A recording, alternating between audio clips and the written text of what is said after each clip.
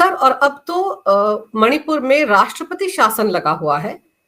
कानून व्यवस्था को दुरुस्त करने की कोशिश हो रही है। गृह मंत्री तक कह चुके हैं कि सारे रास्ते वहां पर खोले जाएंगे, पूरे देश के साथ संपर्क मणिपुर का बढ़ेगा। लेकिन कहा जा रहा है कि मणिपुर हाई कोर्ट का की 12वीं वर्षगांठ है, उस सिलसिले में 6 जज जा रहे हैं जस्टिस गवई की अगुवाई में। तो अगर ये अपने किसी कार्यक्रम के लिए जा रहे हैं सर, तो फिर शिविरों में जाने का क्या औचित्य है? ये वहां पर जाएंगे, एक राजनीतिक मुद्दे में अपने आप को घुसाएंगे, तो फिर तो बवाल मचेगा ही ना सर। फिर तो ये कहा जाएगा कि सुप्रीम कोर्ट भी चुनिंदा मुद्दों पर ही आगे आता है, पश्चिम बंगाल की तरफ सुप्रीम कोर्ट नहीं देखता है। अगर आप कश्मीर की बात करें, वहां पर कितने हिंदू मारे गए थे, उसके बाद उस याचिका को सुप्रीम कोर्ट ने यह कहकर नकार दिया था कि बड़ी देर हो गई है। न्याय में कभी देर थोड़ी होती है सर, देर सवेर न्याय मिल जाए तो आदमी संतुष्ट हो जाता है। लेकिन तब सुप्रीम कोर्ट ने उस याचिका को नकार दिया था, और यहाँ पर खुद सुओ मोटो, या हम कहें कि अपने आप से संज्ञान लेते हुए खुद ही चले जा रहे हैं वहां पर। अंजू जी, आपने सही विषय उठाया। कश्मीर का जो मामला था 2017 में सुप्रीम कोर्ट के सामने आया था पीआईएल के फॉर्म में, और जो हमारे पूर्व चीफ जस्टिस थे चंद्रचूड़ साहब, एसके कौल साहब और नजीर साहब, तीनों लोगों की बेंच ने उस पिटीशन को डिसमिस किया था। और डिसमिस करने के साथ क्या कहा था कि एविडेंस अब नहीं बचे होंगे, कलेक्ट कहां से होंगे एविडेंस, और उसको डिसमिस कर दिया। भाई सवाल तो पूछा जाएगा क्यों? क्योंकि अगर 84 के सिख दंगों में एविडेंस कलेक्ट हो सकते हैं, बात मेरी नोट करिएगा, आपके दर्शकों को समझने वाली बात है, जिसमें लोगों को जिंदा जलाया गया है, मतलब जिसमें आदमी जिंदा जल गया, खत्म हो गया, बोलने के लिए नहीं है, वो जिंदा राख हो चुका है, उसमें तो सजा हो रही है, उसमें तो ट्रायल हो रहा है, उसमें आदमी सजा भी काट रहा है। और 6 साल पहले की घटना है। हमारे जो कश्मीर की घटना है वो तो 88, 89, 90 की है, 89, 90 की है। 6 साल पहले की घटना में सारा कुछ हो रहा है कोर्ट का, और जिसमें आदमी सही सलामत अपनी जान बचा के भागा हुआ है, जिसके सामने घटना हुई है वो भाग गया है बचा करके, उसके लिए कहा जा रहा है एविडेंस ही नहीं होंगे, एविडेंस कलेक्ट ही नहीं हो पाएंगे। ऐसा कौन सा रॉकेट साइंस है भाई एविडेंस कलेक्ट होने के लिए? ये बात तो समझ से परे है।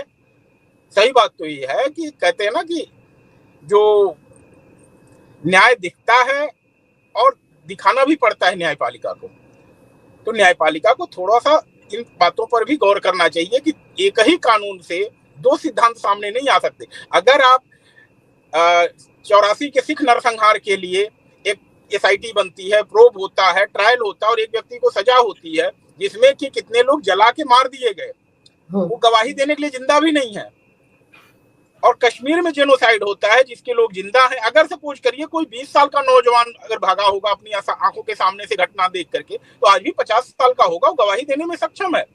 और कहाँ कहा गया है कि आपको मेडिकल एविडेंस चाहिए या ओरल एविडेंस पे कन्विक्शन नहीं हो सकता?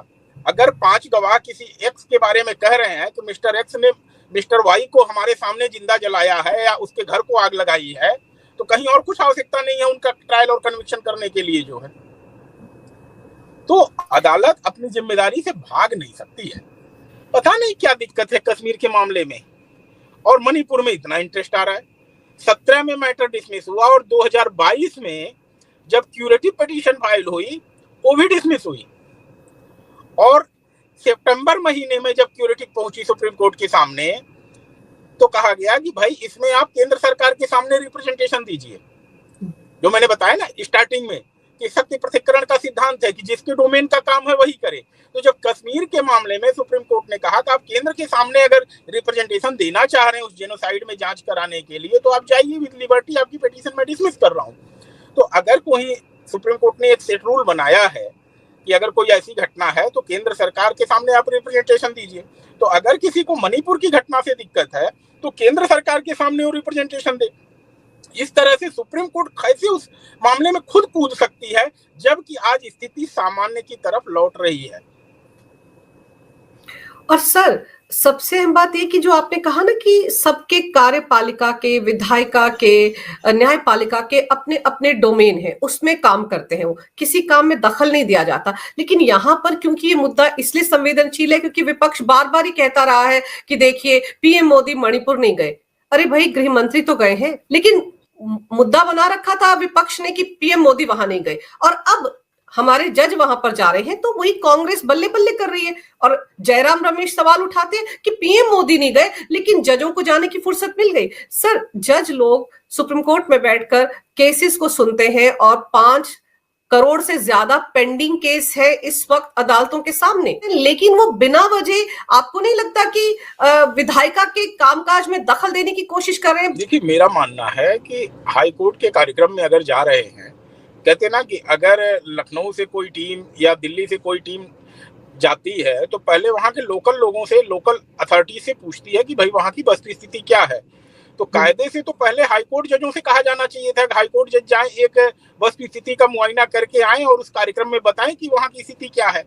सीधे वहां की हाईकोर्ट को बाईपास करके, मणिपुर में हाईकोर्ट भी तो है, तो हाईकोर्ट के जजेज अगर जा सकते हैं तो जाएं, एक रिपोर्ट सुप्रीम कोर्ट के सामने पेश करें। लेकिन सुप्रीम कोर्ट का सीधे इस मामले में जाना जो है, कहीं न कहीं पूरे भारत के लिए जो है एक प्रेसिडेंट तो बनाएगा कि अब कहीं भी घटना हो तो सुप्रीम कोर्ट के जजों को समय तो निकालना चाहिए। एक खास विशेष जगह के लिए आखिर इंटरेस्ट क्यों, इस पे जनता सवाल पूछेगी और रोक भी नहीं सकता कोई। सर, जनता सवाल पूछ रही है, सोशल मीडिया पर सवाल पूछे जा रहे हैं, फिर बात तो वही है ना कि अभिव्यक्ति की आजादी का अधिकार तो सबको मिला हुआ है ना सर। आजकल तो मोबाइल उठाओ, सवाल पूछ लो। इसीलिए मुझे आपसे इस मामले पर चर्चा करनी पड़ रही है कि क्या सच में उनका जाना गलत है या सही है। और फिर अगर मणिपुर हाईकोर्ट के एक फंक्शन में जा रहे हैं सर, तो फिर 2023 में इसी मणिपुर हाईकोर्ट ने ही तो फैसला सुनाया था जिसके बाद आग लग गई थी मणिपुर में।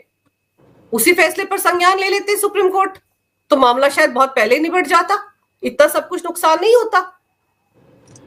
देखिए, मैं साफ कह रहा हूं कि अगर न्यायपालिका के क्षेत्र का काम है तो न्यायपालिका क्षेत्र में अपने काम करे, और अगर इस तरह के हाईकोर्ट की किसी फंक्शन में जा रही है तो हमें सभी का स्वागत करना चाहिए, और यह स्वतंत्रता है, हमारे न्यायाधीशों का अधिकार है वो इस तरह के कार्यक्रम में जाएं। लेकिन उन्हें एग्जीक्यूटिव के डोमेन में एनक्रोच करने से परहेज करना चाहिए। अगर ऐसा नहीं करते हैं तो कहीं न कहीं हमेशा ये सवाल बनेगा और ऐसा लगेगा जनता के दिमाग में कि कहीं ये राजनीतिक प्रभाव तो नहीं है या कुछ राजनीतिक उद्देश्यों से कार्य तो नहीं किया जा रहा है। क्योंकि अगर 3 साल बाद जब वहां पे नॉर्मलसी लौट रही है, सिचुएशन सामान्य हो रही है, और मैं इस चीज पे इंपॉर्टेंस नहीं देता कि प्रधानमंत्री गए कि नहीं गए, गृह मंत्री गए कि नहीं गए, अगर हमारी सिक्योरिटी फोर्सेज ने उस चीज को मेंटेन किया है तो we should salute our security forces. और वस्तु स्थिति अगर मेंटेन की गई है तो मुझे लगता है कि हमारे माननीय न्यायाधीशों को इस चीज से परहेज करना चाहिए अगर ऐसा कोई कार्यक्रम उनका है तो। सर, जो खबरें आ रही हैं उसके हिसाब से तो यही कहा जा रहा है कि 22 मार्च को वो लोग जा रहे हैं। और सर, ये जो मतलब कि हमारा सुप्रीम कोर्ट है उस पर आजकल ये भी मतलब आरोप लगने लगे कि वो विपक्ष की भूमिका में नजर आ जाता है। वो जो जुडिशियल एक्टिविज्म जिसको कहते हैं, ऐसे लगता है उसका एक नया स्वरूप देखने को मिल रहा है। बहुत सारे मामले ऐसे आए हैं जिस पर सवाल खड़े हुए हैं। अगर हम अरविंद केजरीवाल का मामला देख ले सर, जब उनको अंतरिम जमानत मिली थी, जो मांगने भी नहीं गए थे वो, तब भी सुप्रीम कोर्ट के जजों ने अपने विवेक का इस्तेमाल करते हुए उनको अंतरिम जमानत दे दी थी कि लोकसभा चुनाव के लिए वो कन्वेंसिंग कर ले। तो क्या ये भी कुछ ऐसा ही मामला होगा कि उन्होंने अपने विवेक का इस्तेमाल किया और उनको लगा कि चलिए फंक्शन में जा रहे हैं, लगे हाथ पिकनिक मना ले, वहां पर शिविरों में जाकर हाल देख लिया जाए, क्या ऐसे माना जाए? देखिए, अभी एक लंबे समय तक चीफ जस्टिस रहे अपने न्यायमूर्ति चंद्रचूड़ साहब, 2 साल का उनका कार्यकाल था लगभग, और 2 साल में ऐसे बहुत मौके आए जब कभी लगा कि न्यायपालिका जो है सत्ता पक्ष के तरफ झुकाव है, न्यायपालिका कभी विपक्ष की तरफ झुकाव है, और दोनों ही पक्ष इस तरह के कभी कभी आरोप प्रत्यारोप चलता रहा। लेकिन जो 2 साल में उन्होंने स्थापित किया, एक सिद्धांत स्थापित किया कि न्यायपालिका का झुकाव किसी की तरफ नहीं, उसका झुकाव सिर्फ न्याय की तरफ होता है। तो हमारे आगे की जो पीढ़ी है उन न्यायाधीशों को भी ऐसा कोई भी स्टेप उठाने से पहले सोचना चाहिए कि हम ऐसा कोई कदम ना उठाएं जिससे हमें जनता में ये मैसेज जाए कि हम सत्ता पक्ष या विपक्ष के साथ हैं। अगर इस तरह की चीजें करते हैं, जैसा अभी प्रस्तावित है 6 लोगों का प्रतिनिधिमंडल का जाने का वहां का कार्यक्रम, तो एक संदेश तो जा रहा है जिसमें ऐसा प्रतीत हो रहा है कि कहीं न कहीं कुछ पॉलिटिकल चीजें हैं। अदरवाइज विकट स्थिति जब थी, जब लोगों के घर जलाए जा रहे थे, दंगे हो रहे थे मणिपुर में, तब तो किसी ने कोई इस तरह का स्टेप नहीं लिया, ना ही सरकार को ही कोई आदेश दिया गया। तो ऐसी स्थिति में जब आज स्थिति सामान्य हो रही है, अगर इस तरह से कोई भी प्रतिनिधिमंडल जाएगा तो थोड़ा तो झुकाव लोग पूछेंगे कि आखिर ऐसा विशेष स्टेप क्यों लिया जा रहा है। और मैं कह रहा हूं कि जो न्यायपालिका है, न्यायपालिका का कार्य सिर्फ और सिर्फ न्याय की तरफ देखना है। और उस समय जब किया जाना चाहिए था, जब विकट स्थिति थी, आप देखिए पश्चिम बंगाल का मुद्दा आपने उठाया, पश्चिम बंगाल में भी तो जाना चाहिए टीम को, लगे हाथ पूरे नॉर्थ ईस्ट में जहां जहां भी स्थिति थोड़ी सी भी नागवार लग रही है वहां पे एक एक टीम जानी चाहिए। 6 जज हैं, 2-2 जगह बांट लें, 2 पश्चिम बंगाल में चले जाएं, 2 जो है मणिपुर में चले जाएं, 2 और कहीं भी अगर लग रहा है स्थिति खराब है तो वहां भी होके आ जाए। लेकिन इस तरह से सिर्फ एक स्टेट के लिए स्पेशल ट्रीटमेंट अगर होगा तो सवाल तो उठेगा, लाजमी है ऐसे सवाल उठना। सर, आपने पश्चिम बंगाल की बात की, आप याद करो कि विधानसभा चुनाव के बाद, लोकसभा चुनाव के बाद, पंचायतों के चुनाव के बाद किस तरह से वहां पर हिंसा का तांडव हुआ। एक पर्टिकुलर समुदाय को टारगेट किया गया, उनके घर जला दिए गए, महिलाओं के साथ रेप हुए। अगर कोलकाता हाईकोर्ट आदेश नहीं देता तो उन मामलों की कभी सीबीआई जांच ही नहीं होती। ममता बनर्जी सरकार ने तो पर्दा डाल दिया था। उस वक्त सब उम्मीद कर रहे थे कि हमारा सुप्रीम कोर्ट शायद सुओ मोटो ले, शायद खुद इस मामले का संज्ञान ले, लेकिन तब तो ऐसा कुछ नहीं हुआ। और अब आप देखो, जहां पे शांति हो रही है वहां पर वो खुद जा रहे हैं और राजनीति को तो हवा दे ही रहे हैं ना। देखिए, बिल्कुल सही आपने कहा, राजनीति को हवा ही दी जा रही है। और राजनीति में एक बात मैं बोलूं कि आप एक नई चीज आप देख रहे हैं, सुप्रीम कोर्ट में जजेस जब रिटायर हो रहे हैं उसके तुरंत बाद से उनके कुछ रहस्य उद्घाटन हो रहे हैं, जिससे पता चलता है कि उनकी पॉलिटिकल आइडियोलॉजी क्या है।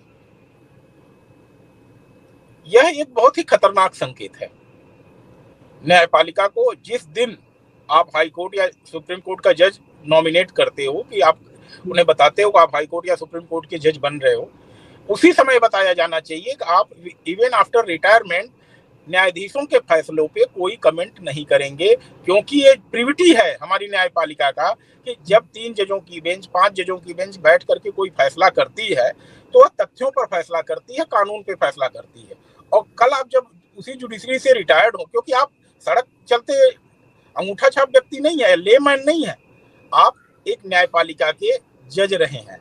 अगर आप कोई कमेंट समाज में करेंगे तो समाज में वो गलत मैसेज जाएगा और उस पर विश्वास करने का लोगों का जो लेवल होगा बहुत हाई लेवल होगा। अगर एक लेमैन कोई बात कहता है और उसी को एक रिटायर्ड जज कहते हैं जो ऑनरेबल हैं सुप्रीम कोर्ट के, हाई कोर्ट के, तो उस पे लोगों का भरोसा ज्यादा होगा। तो ऐसी स्थिति में स्पष्ट संदेश दिया जाना चाहिए शपथ ग्रहण के पूर्व कि भाई आप इस तरह का कोई स्टेप लेने से पीछे हटें। लेकिन सर, अभी जैसे कि आपको याद होगा इलाहाबाद हाई कोर्ट के जज शेखर यादव का मामला हुआ था, जिन्होंने वीएचपी के फंक्शन में एक स्टेटमेंट दे दिया था, कठमुल्ला शब्द का इस्तेमाल किया था। कपिल सिब्बल ने कितना हो हल्ला मचाया था, उनके खिलाफ तो इम्पीचमेंट मोशन लाने की तैयारी उन्होंने कर ली थी, बल्कि सुप्रीम कोर्ट ने उनको तलब भी कर लिया था, बुला लिया था। तो उन पर तो यह आरोप लगा था ना कि किसी पर्टिकुलर विचारधारा को सपोर्ट कर रहे हैं। यहां पर ये जो 6 जज जा रहे हैं सुप्रीम कोर्ट के, क्या ये किसी पर्टिकुलर विचारधारा को या किसी पर्टिकुलर राजनीतिक पार्टी को सपोर्ट करे, ऐसा नजर नहीं आता क्या? देखिए, मेरा मानना है इस पे केंद्र सरकार को स्ट्रांग ऑब्जेक्शन होना चाहिए। केंद्र सरकार को अपना ऑब्जेक्शन दर्ज कराना चाहिए कि आप हमारे डोमेन में दखल दे रहे हैं।